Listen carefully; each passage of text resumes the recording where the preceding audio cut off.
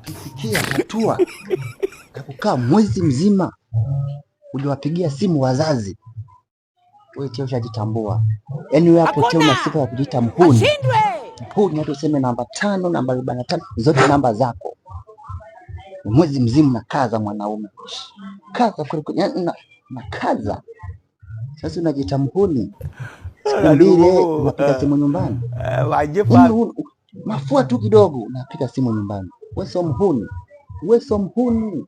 Waulize wahuni wako mhuni, yani mhuni anapeleka operation. Ajitambui, asemi lolote.